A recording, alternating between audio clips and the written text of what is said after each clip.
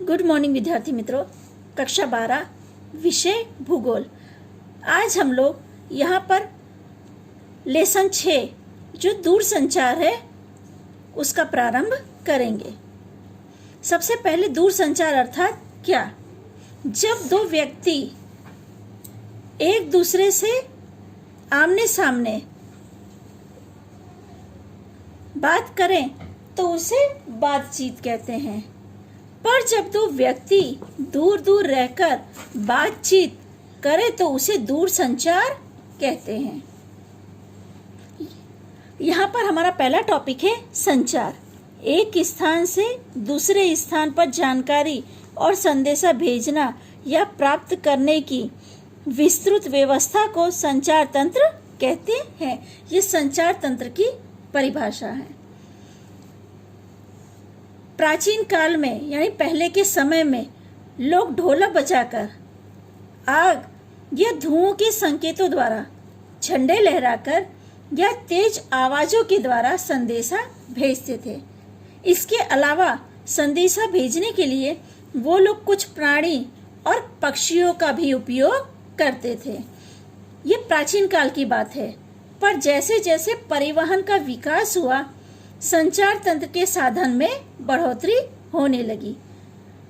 समय के साथ साथ यानी जैसे जैसे आगे का समय और बीतता गया, समय के साथ साथ printing press, post office, telephone, fax तथा उपग्रहों ने संचार व्यवस्था को अत्यंत गतिशील और सरल बना दिया है। कहने का अर्थ है कि जो पहले का समय था, उस समय लोग एक दूसरे से तक अपने साथ संदेशा भेजाने के लिए या संदेशा भेजने के लिए कोई ना कोई माध्यम का इस्तेमाल करते थे या संकेतों का इस्तेमाल करते थे। पर समय जैसे जैसे बीता, समय बीतने के साथ साथ परिवहन का विकास हुआ, तो उसके साथ साथ टेलीफोनों का भी विकास शुरू हुआ। पर पहले के समय में टेलीफोन बहुत कम लोग इस्तेमाल करते थे और मोबाइल का आविष्कार भी उस समय नहीं हुआ था। पर जैसे मैंने बताया कि टेक्नोलॉजी ने विकास किया, तो साथ साथ में printing press, post office, telephone, fax तथा उपग्रहों ने संचार व्यवस्था को अत्यंत गतिशील और सरल बना दिया है। आज हम देखें तो एक दूसरे से बात करने के लिए हम लोगों को इंतजार करने की आवश्यकता नहीं होती, या एक दूसरे को देखने के लिए हम लोग वीडियो कॉल पर एक दूसरे से बात भी कर सकते हैं और आमने सामने एक दूसरे को देख भी सकते हैं। तो ये क्या है? ये टेक्नोलॉजी है, यानी जो विकास हुआ है वो विकास आज हम लोग देख सकते हैं या हम लोग उसका उपयोग कर रहे हैं। विज्ञान और टेक्नोलॉजी के क्षेत्र में विकास के लिए संचार प्रणाली ने महत्वपूर्ण योगदान दिया है। संचार के माध्यमों के कारण समय की दृष्टि से दुनिया छोटी हो गई है।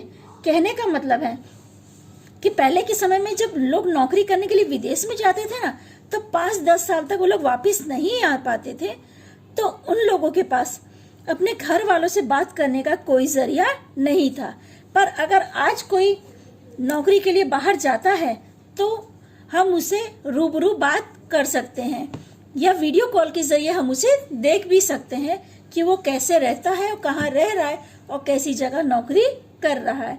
तो इसलिए कहा गया कि जो दुनिया है वो छोटी हो गई है। परिवहन की तुलना में आधुनिक संचार तंत्र ने संपूर्ण विश्व को एक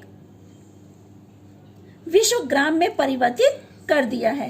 कहने का मतलब है व्यक्ति भले आपसे लाखों किलोमीटर दूर हो, पर आप उससे वीडियो कॉल के जरिए आमने सामने बात कर सकते हैं। यानी ये दुनिया एक गांव के जैसी हो गई है। वर्तमान आर्थिक विकास आधुनिक संचार तंत्र पर आधारित है। यानी आज जो हम अपना विकास देख रहे हैं वो किस पर है? ये आधुनिक संचार तंत्र पर आधारित है। हमारी पृथ्वी की सतह पर या आकाश में होने वाली जो घटना है वो हम लाइव यानी जीवंत रूप में देख सकते हैं। कहने का मतलब हम कोई भी घटना को आमने सामने देख सकते हैं।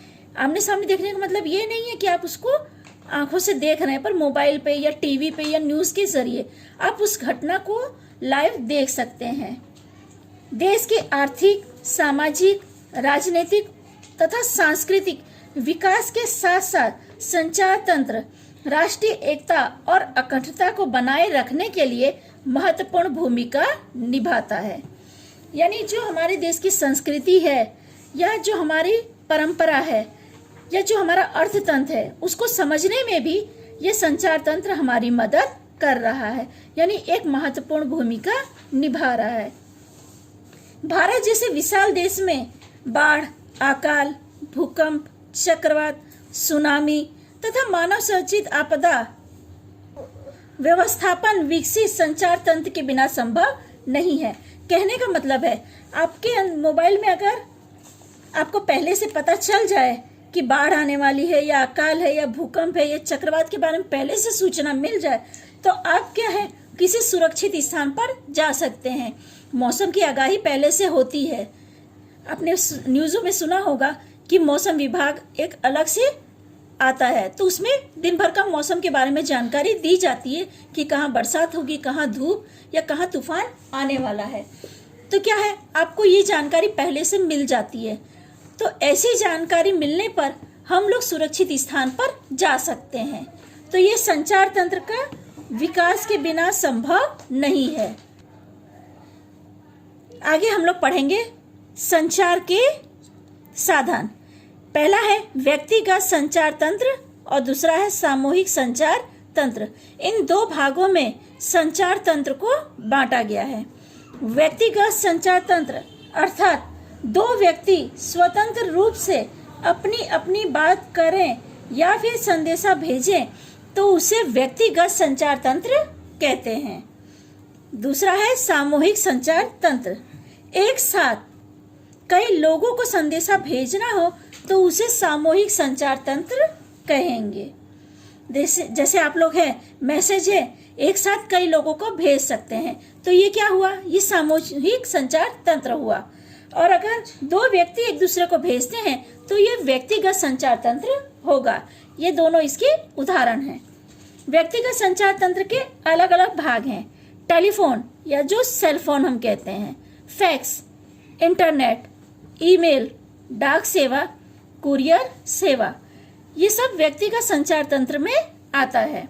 और सामूहिक संचार तंत्र में मुद्रित माध्यम यानी समाचार पत्र अथवा पत्रिकाएं, ये सब मुद्रित माध्यम में आते हैं। दूसरा है इलेक्ट्रॉनिक माध्यम, तो आकाशवाणी, दूरदर्शन और फिल्म ये इलेक्ट्रॉनिक माध्यम में आते हैं। आकाशवाणी यानी रेडियो के जरिए जो आप लोग सुनते हैं, दूरदर्शन यानी जो टेलीविजन में आप न्यूज़ सुनते हैं, फिल्म आप मनोरंजन के लिए देखते हैं, समाचार पत्रों के जरिए आपको पूरी दुनिया की जानकारी मिलती है, पत्रिकाओं के जरिए आपको पूरी दुनिया की जानकारी के साथ साथ नौकरी के संबंधित या और भी चाहे लेन देन संबंधित या पढ़ाई संबंधित हर जानकारी आपको इन पत्रिकाओं में मिल जाती है। पहला टॉपिक है व्यक्तिगत संचार तंत्र। इस टॉपिक की चर्चा हम लोग अगले वीडियो में करेंगे।